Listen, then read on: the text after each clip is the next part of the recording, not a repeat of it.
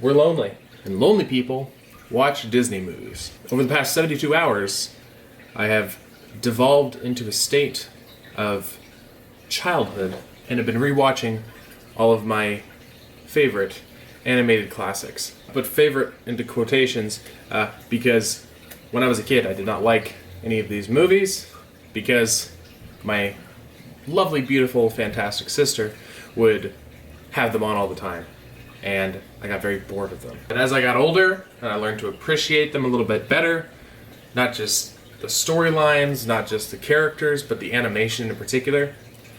I've become a really big animation nut for some reason. I've kind of fallen in love with a lot of the Disney animated films. One that's not particularly from my childhood, but I have never heard talked about, is Princess and the Frog. I don't think deserves to be talked about, really. I am pretty sure you have seen this movie. Most people I know have seen this movie, but if I ask them about it, they can't tell me anything about the movie. The main female protagonist is alright, she's got great motivations, but I don't think she's the reason that this movie is forgettable the way it is. The main male protagonist sucks. I can't remember his name. The Prince of Maldonia or whatever. Sucks. Just kind of through and through. I don't like his voice actor. No offense to him. I just don't think it doesn't translate well to being a frog, his voice. I know that's a really stupid complaint, but I don't know, his voice does not, I don't like it. On top of that, the frogs look weird. They don't really look like frogs. Another weird complaint, I know. And the fact that we just keep on getting like new characters, even up to like halfway through the movie, that we're supposed to like follow, it just seems too crowded. The movie seems very crowded. But I love the setting it's in. And I think that's why the Shadow Man is perhaps my favorite Disney villain. At least one of them. This dude, I'm surprised he doesn't walk with a hunch. Because of the weight of carrying this entire film on his back. The voice actor's fantastic. His motivations are great. It's not world domination. He's not promising his friends on the other side, which, by the way, we'll get into that song, the world.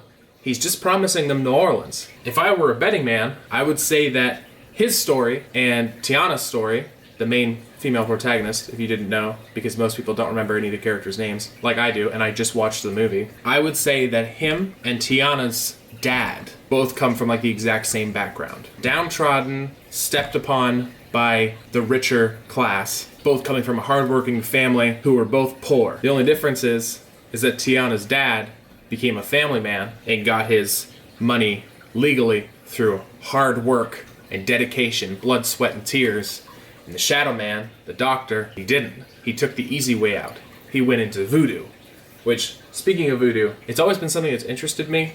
The practice of voodoo and hoodoo and all that crap. I think it's very cool. I think it's very interesting.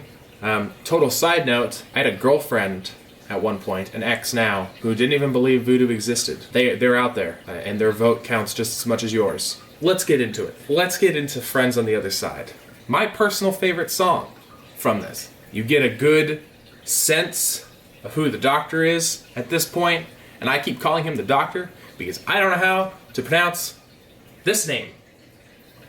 I am not French or Cajun enough to comprehend the pronunciation of this name. And I don't think he's ever referred to as that name. He's known as the Shadow Man, or just as a witch doctor, throughout the entirety of the movie. So I will call him the Doctor, or the Shadow Man, throughout the entirety of this. You get a really good sense as to who he is through this song, and what he is capable of doing. All of the makings for like a perfect Disney villain song. He leads both of these guys down the rabbit hole of the tarot reading, where he's like telling them their future and all the rest of it, but he has a secondary motive. He wants to help out the fat white guy, because the fat white guy comes from almost the same position that the doctor came from way back before he got into voodoo. Carrying the weight of the world on his back and upset about it, angry about it, not willing to accept his place in the world, and he wants a quick way up to the top, as a lot of people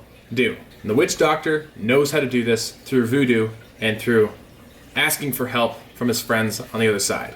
I think it might also be because I'm a very superstitious person and very religious person, that I like this character so much as well, because you can tell the difference between kind of the light side and the dark side of the spiritual realm through this. Where the lady that they talk to in the woods never has to ask for any favors.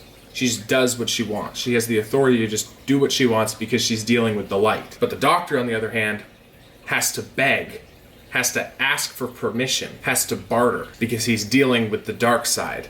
And not only that, he is in way over his head with the entities that he's in contact with. And just from a lot of people I know, personally, who have done some stupid stuff and contacted people on the other side and have not been ready for the response, they were dealing with something they didn't understand and that was way out of their control. So I think I can sympathize with the doctor a little bit there. And just, once again, just the visuals of this guy, not necessarily his costume, not necessarily the way he's designed or the way he walks or anything like that, although all of that's kind of very much so representative of just kind of a bad voodoo man. In the songs, Friends on the Other Side, and then the final bit where he's taken to hell by the cast of characters that he's been trying to barter with and trying to persuade that he has any power in this life, are fantastic. Oh my word, it's so good. And then that leads into Moana. You know, shiny. Remember when the hermit crab does this? Quite as shiny. You wish you were nice and shiny. You cannot tell me that that was not inspired by this. You're changing, all right. I hope you're satisfied.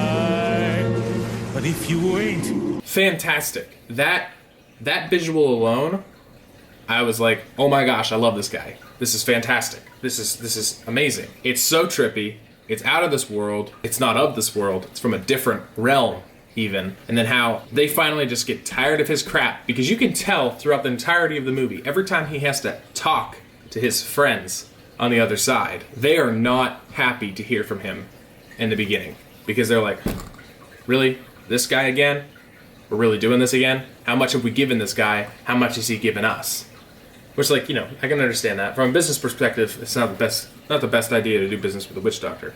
Great villain in a very mediocre movie. If he was in a better movie, The Princess and the Frog was handled differently. I think he could have gone down as, like, the best, perhaps, just because of his motivations, the visuals around him, and the way he plays off other characters in the movie, the slimy way that he plays off of other characters in the movie. Love that guy.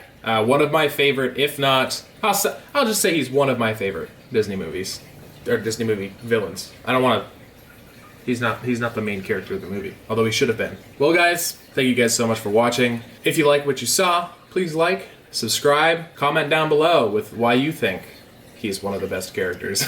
Remember to always take the stairs, keep that thing on you. If you need to pull over, please do so. That extra couple minutes or hours of driving is not worth it for you, your cargo, your cat, your car, your dog, your wallet, nothing. It's not good for you. Pull over, sleep, grab a hotel, call me if you need to. Just get to your destination safely, even if that means late. We'll see you in the next one. Bye-bye.